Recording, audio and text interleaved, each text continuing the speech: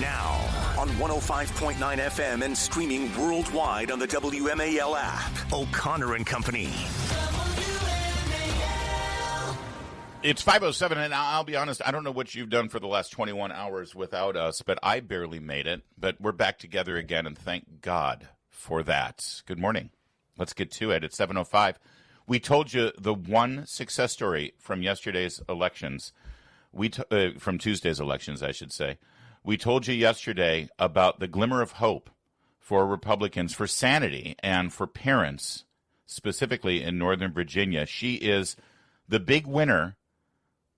She is Amy Riccardi, who won her seat on the Loudoun County School Board in a deep blue district against the maniacs who will poison your children with their agenda. And Amy Riccardi will join us at 7:05. She should be a national figure. She should be elevated. She's the one who won. She's the only one who won in New Jersey, New York City, Pennsylvania, Virginia, California. Amy Riccardi, and we've got her right in our backyard. She'll be out at 7:05. 8:05, KT McFarland.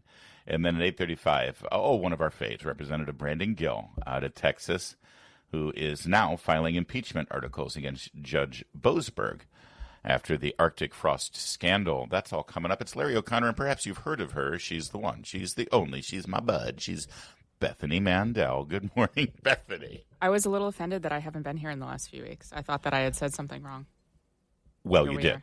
You did, but we're very passive-aggressive over here. We like to send the message, keep you off the air, make you think about it, never actually tell you what you did. And that happened to Mary Catherine Ham at CNN.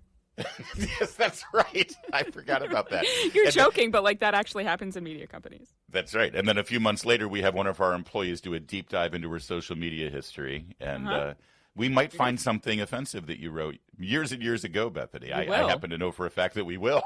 You will. It's 100% certainty. Could have been a couple of hours ago, actually. It's absolutely true, too. Bethany Mandel, how are you? It's good to see you again. Thank God. I'm really good. I'm happy to be here. I really love, I make this joke every single time, and it's not a joke. I love just sitting here having an adult conversation with a hot beverage, and I don't care if I have to wake up at 3 o'clock in the morning to do it. I'm here for it. I'm glad we provide a service to you. And as refuge. It's sort of like the WMAL spa. You have your spa morning away from all the little kids and make your long-suffering husband actually step up once in a while. Okay. So how have you been? I thought that the shutdown would be over by now, but of course I was naive and didn't realize to what extent the Democrats wanted to inflict suffering and pain on the American people so they could have a good election day. I won't make that mistake again.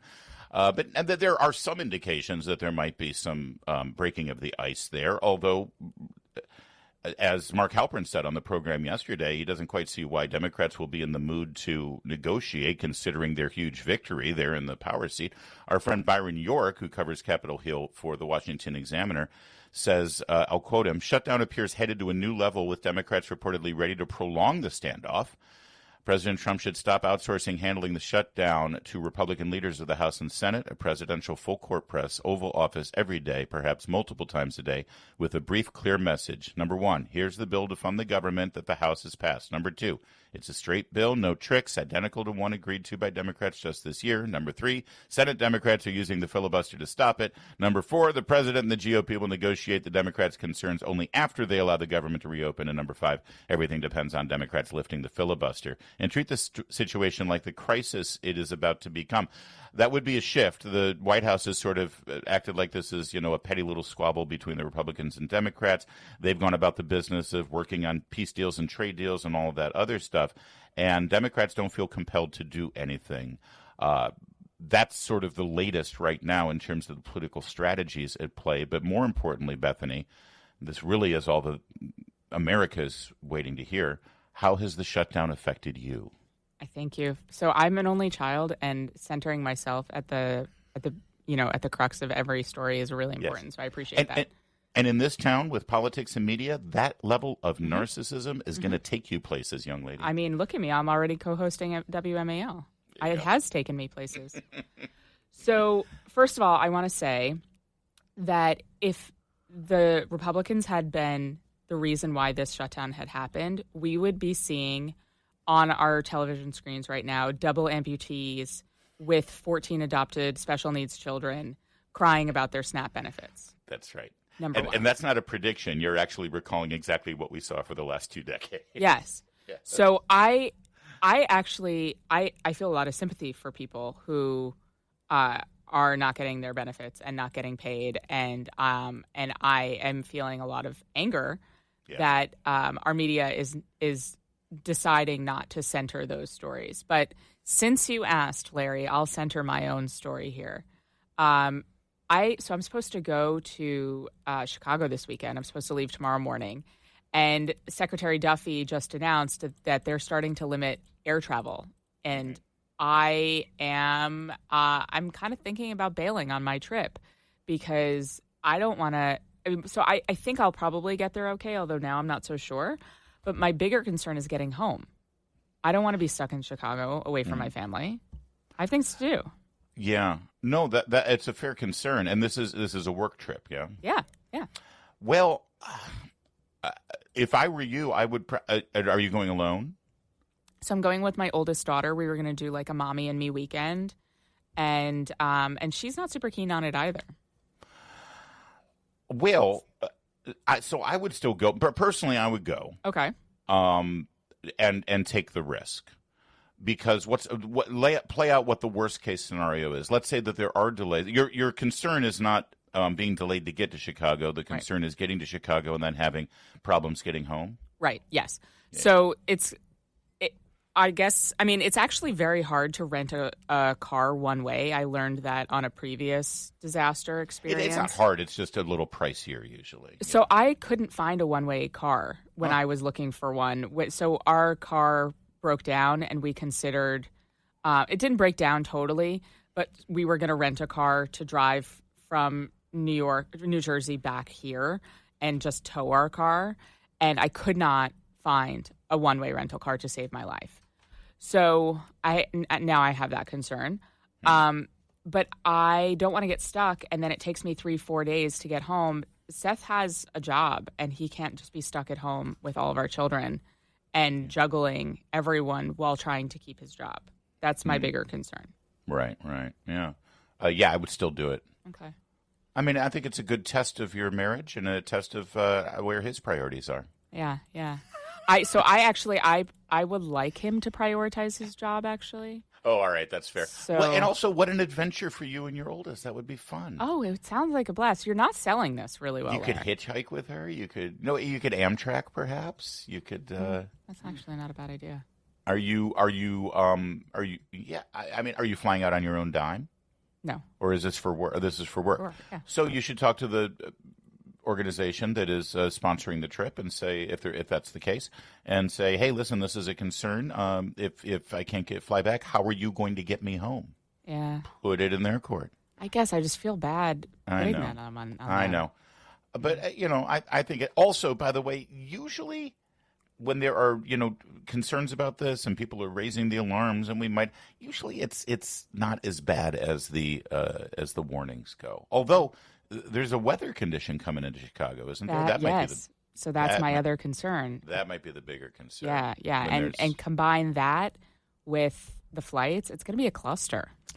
Yeah. All right. Well, listen, we've raised it. I'm sure that you're going to get a lot of unsolicited or maybe solicited advice. Yeah, on I'm social soliciting. Media. I am soliciting. So there's Bethany Mandel soliciting again. That's actually how she met Seth in the first place. A lot of people don't know that. It's funny because true. Yeah. And then we'll see by the end of the program if you have enough smart advice. But personally, if I were in your position, I would go. I'm just joking. I know that Seth is a great father, and he would juggle and make it work. And you have a friend infrastructure around here that will probably come and help you out at the house. Don't look at me. I won't. You live too far away from me. I know. But I don't really, though. All right. All right, let's see what happens. And if you have any advice for Bethany, reach out to her on social media. Usually X is where you'll find her at Bethany Shondark. And tell her if you think she should risk it with the shutdown. And I'm glad we got to the crux of the matter, how the shutdown is affecting Bethany. 5:15 WMAL. WMAL, making sense of the news. Live from the Home Paramount Pest Control Studios. Home Paramount, the leader in pest control since 1939. And if you have to travel this weekend, it just occurred to me I'm traveling this weekend, so I should be paying attention to this too. It might affect me. Maybe I shouldn't travel. Or if I travel, I should take my radio equipment with me so that I can put together a makeshift studio in the hotel if I get stranded. I'm going to Los Angeles to see my children. And the U.S. Transportation Secretary Sean Duffy yesterday warned that air travel capacity could be cut by up to 10% at 40 major airports over the coming days if the government shutdown does continue, according to a report from Yahoo News. It's expected to affect domestic flights. That's what we were just talking about with Bethany in Chicago. According to CBS News, it was reported that the list would include Hartsfield Jackson Atlanta, Dallas Fort Worth International, Denver International, Chicago O'Hare, and LAX. So that cancellations could affect between 3,500 and 4,000 flights per day. And that's going to snowball also. That's not just those flights. It always, whenever there's a storm or whenever there's anything, it's going to snowball. I am honestly very surprised that after a fiery plane crash in Kentucky 2 days ago, that we're still having this conversation. Tell me about it. And it doesn't. It seems like it was engine failure from the video that I saw. Right. It doesn't mean, but still, it contributes to the concern that people have that there is an issue here.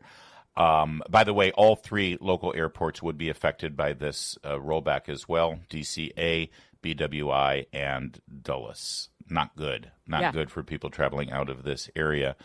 And we had another impasse yesterday in the discussions as to whether they can open the government or not. And I don't see how Republicans can roll back on this in any way. Did you see the scene yesterday? Chuck Schumer was going to have a press conference. Bernie Sanders crashed the press conference. I missed it.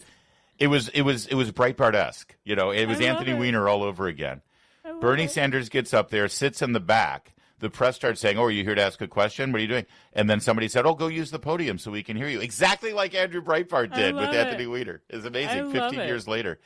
And he goes up and he goes, "Well, I want to hear what Schumer has to say because we're not going to accept he's a leader now. He's part of leadership, apparently, Bernie Sanders. This is the Zohran Mamdani effect." People were joking with me. They thought that I was being provocative when I said the leadership of the Democrat Party right now are the socialists. It's AOC in the House, Bernie in the Senate, and Zohran Mamdani in people's hearts. And he said, "We will not accept any compromise that doesn't include a commitment from the House to take up a bill that covers Obamacare and a commitment from Trump that he will sign the bill to take up Obamacare. It's not enough that the Senate agrees to put forth legislation and put it up for a vote. We want it. So he wants the backroom deal. He wants business as usual like the old days.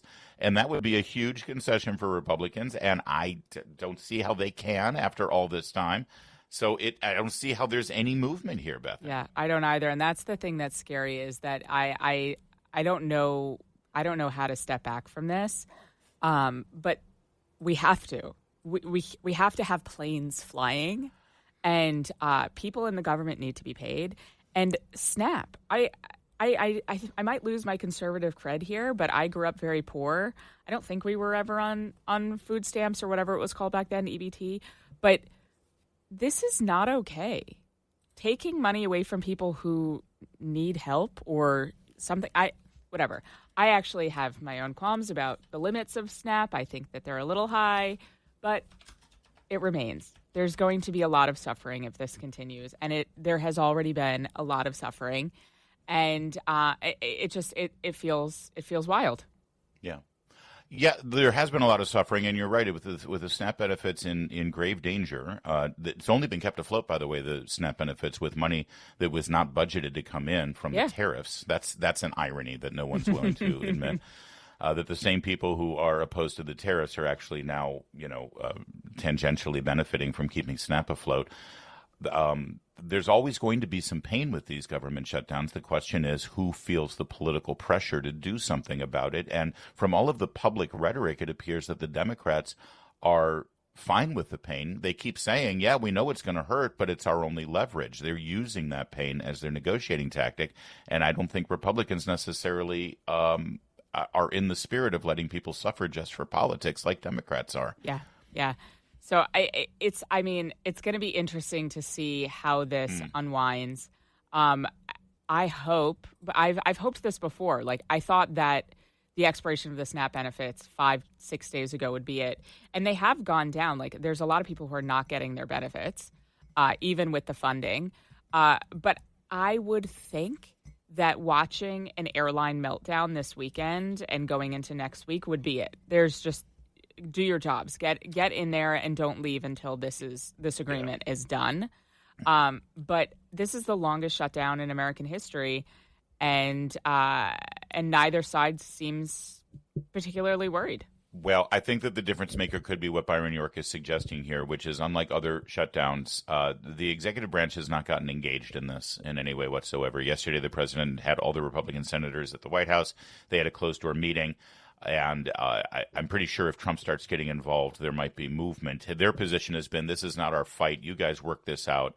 I think now maybe he will get engaged, and we'll see. Because the fact of the matter is, if there's chaos at the airports and flights aren't leaving and people's lives are miserable, doesn't matter what the facts are, they'll start blaming the president. Yeah, that's right. And it will reflect badly on Trump. Well, we'll see what happens. It's 5:24. All right, coming up, we had a little bit more drama over at the Heritage Foundation as Kevin Roberts addressed the entire staff, a 2-hour meeting. It was actually quite remarkable. One of the big topics, of course, was a lot of the leaks that were coming out of Heritage.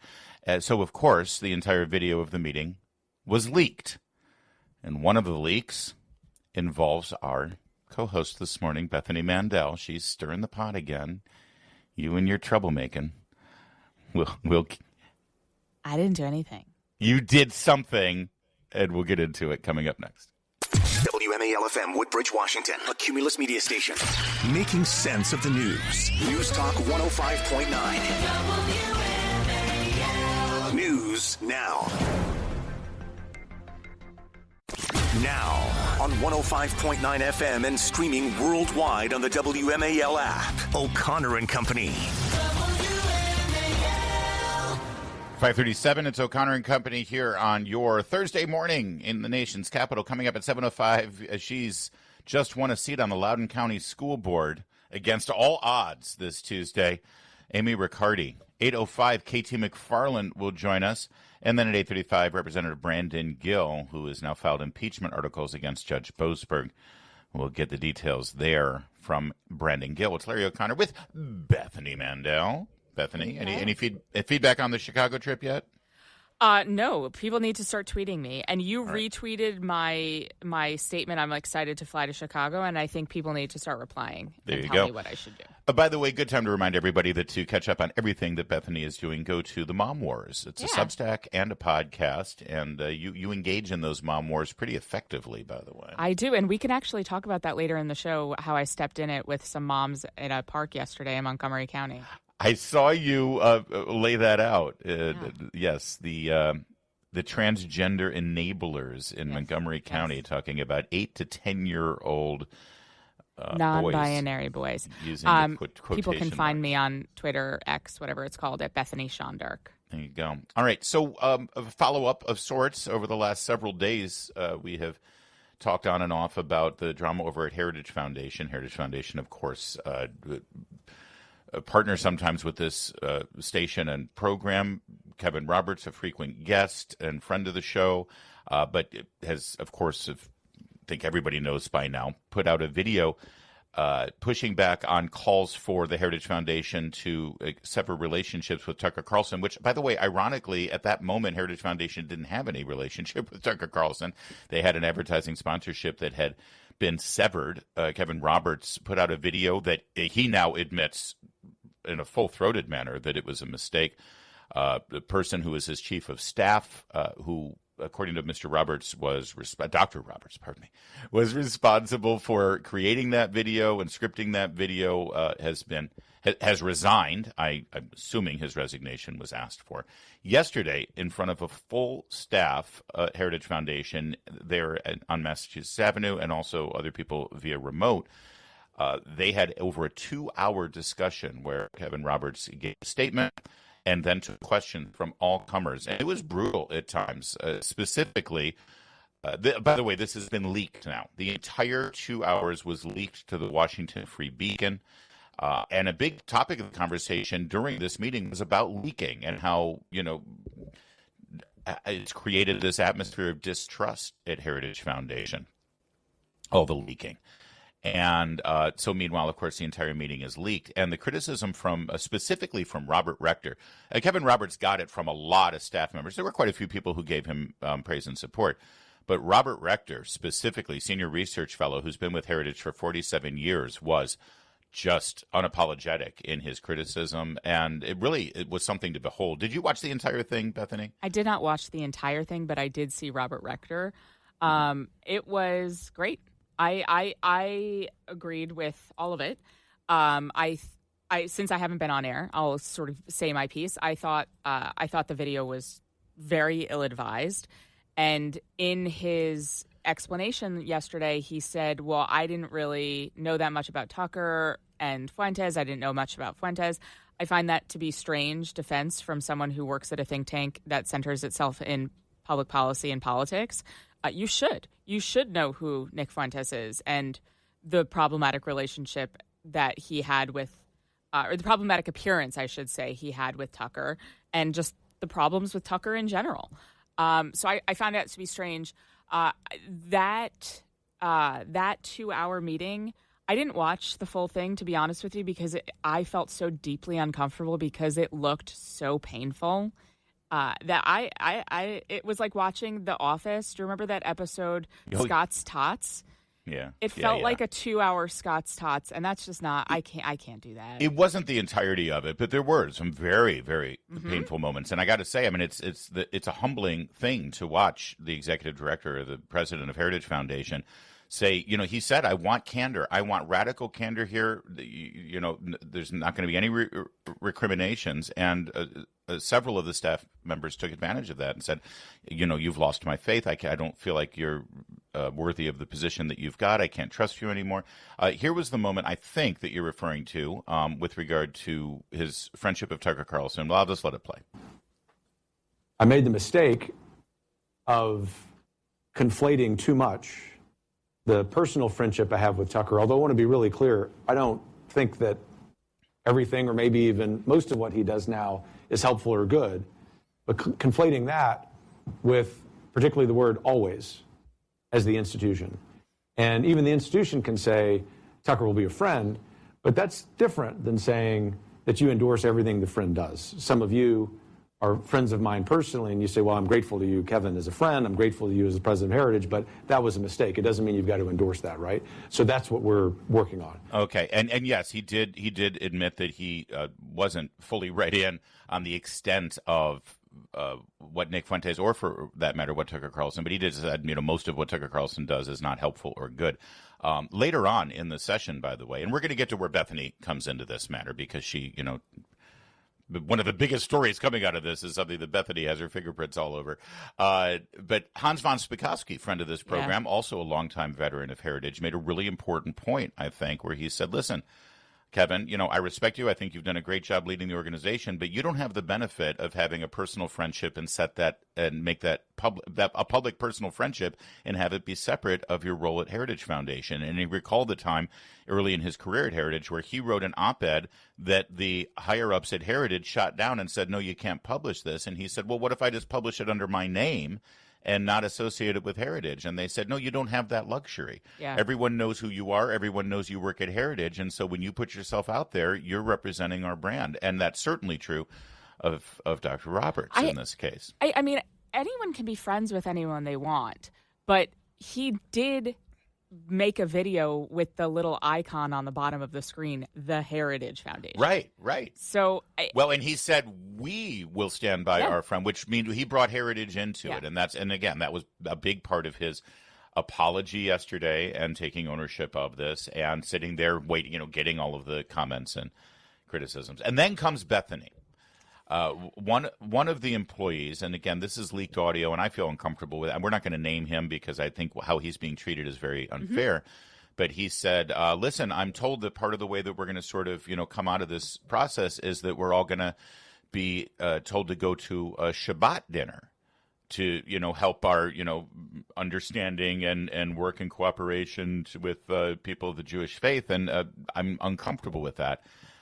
And it turns out, and we'll get into the details in a sec, it turns out, Bethany, you're the one who who suggested that. Yes. So there was an anti-Semitism task force that was housed at the Heritage Foundation. That was actually pretty productive, and it was a great way for people to connect and people to talk about everything in the course of the last 2 years. And I appreciate that Heritage made that a priority. Carafano was instrumental in that. Mm-hmm. And so the listserv, as you might imagine, in the last week has been very active. Yes. And a lot of that has, the resignations have been coming fast and furious. And I don't think I don't blame people for resigning. It's the association problem. People didn't want to be associated with Heritage. I used to work at Heritage a million years ago, and I have deep love and deep respect for Heritage, and I always have. It was my dream to work there. And so I kind of replied all to the thread and tried to be helpful. And I said, let's look for a path forward. Like, let's try to be solutions oriented. And we have a problem in the conservative movement, not just at Heritage, that there's a lot of gripers. There's a lot of anti-Semitism. And my response to that is, like, we need more dialogue. We need to talk to people more because, it's not a great Jewish conspiracy. We can't even get the people who are leaking these videos to stop doing it. Do you think that we are coordinating in any meaningful way? Obviously not. And so I said we should host some Shabbat dinners. There you go. And then, that became one of the big storylines coming out of this meeting. So we'll get to that in a sec. Mark Levin, weekdays 6 till 9 on 105.9 WMAL, making sense of the news. So the task force that you just mentioned, Bethany, the anti-Semitism task force from Heritage, with their ideas about how to sort of move forward from this mess, one of the line items is this: the task force members would also like to host Shabbat dinners with the interns and junior staff of Heritage in partnership with Heritage to host conversations on Judaism and the Judeo-Christian tradition. One of the staff members spoke up yesterday in the open mic and said, listen, it sounds like it's going to be, mandatory that we go to a Shabbat dinner, and I'm not comfortable with that for religious purposes. And he specifically cited fasting on Fridays. And I know a lot of people's like, what? It's not Lent. Just, there are a lot of Catholics who, and it is totally permitted and encouraged in the Catholic faith, to extend the fasting on Friday, and it goes well beyond just Lent. They do it every Friday. Not everybody does it. And again, I don't want to get into, like, you're practicing the Christian faith wrong. Personally, I would go to a Shabbat dinner. But this became a big thing, and this was seen. It was pulled out. It was leaked. This guy was sort of targeted, I think, as some sort of anti-Semite for saying that he didn't, want to be forced to go to a Shabbat dinner. And it turns out, what he was really saying, Bethany, is that he didn't want to go to your house. Yeah. So, funny enough, yes. So the suggestion was mine. And I just wanted Heritage to pay for some dinners because exactly. I've been hosting Dude, that would be a good dinner. I've been hosting these Shabbat dinners for as long as I've been in the conservative movement, 15 years, and I've never invited you. Yeah. I spent enough time with you, man. I don't need you at my table. You know what? It's funny you should say that. Meredith said, didn't Bethany invite us several years? You did, actually, when we lived closer to you. Yeah. You did invite us, and we never got our schedules to work. So I just wanted Heritage to pay for some dinners. No, I mean, when I called the folks at the task force to suggest this, I said, I don't want it to be a struggle session. I don't want people to be forced here. Just thought make an open invitation and let people come as they want and as they please. It's voluntary. Yes, 100%. And he, I think, rightly kind of felt, and he was justified, by the way, by the fact that his comments were leaked. He said, like, if I say no, then I'm going to be publicly shamed. And then he was publicly shamed. And that's right. Yeah, that's fair. Did you take what he said as being anti-Semitic or in some way intolerant of? No. He doesn't want to be forced. He doesn't want to be forced to attend a struggle session, either implicitly or, implicitly or what's the other word I'm looking for? Explicitly. Explicitly. Thank you. Yeah. And he didn't do anything wrong. I can see from his perspective. Mess. Like, Kevin messed up. I didn't. I don't want to be made to go to a struggle session. I see that from his perspective. Right. My perspective is, let's have dinner together. Right. Exactly. I I think it's past time for an O'Connor and Company Shabbat, by the way. Amen. Heather. So we need to get the whole crew over there. Do you have is your table big enough for all of us? No, we'll have to have a kids' table, and we'll relegate you to that. Speaking of the kids' table, you responded to this and said, listen, no one's going to infringe on anybody's faith, but I can't guarantee that one of my children will fart on you. Did that happen? Yes. So I saved telling you until we were on air. My son, who was born in the front seat of a Nissan Altima at a... Oh, yeah. Yeah. Famously. Yeah. Outside of a car repair place in New Jersey on the highway. Mm-hmm. He farted on Tiffany Justice of Heritage. And what was amazing about it was... That'll bring you some Heritage action. Right. What was funny was she has boys, and so I was like, listen, I'm sorry, but in his defense, it is a sign of affection from a boy. He was comfortable with you. He was comfortable with you, and he liked you, and that's how he shows affection. And she's like, oh, I have sons. I know. And so thank God it was her and not, someone else. Well, hopefully we're on the other side of this thing now. We'll see. Let's see what happens. But it was quite a day yesterday at Heritage. It's been quite a week at Heritage as they attempt to move forward. And we'll give you an update if there's anything more to update you on, including whatever flatulence is being emitted from the Mandel household, whether it's a high holy day or not. I have 4 boys. Poor little Ultima, born in the backseat of a car. Wait till you hear the story about the bris, but that's a whole other thing. The front it's seat. 555. Front seat? WMAL. I hope it had a good suspension.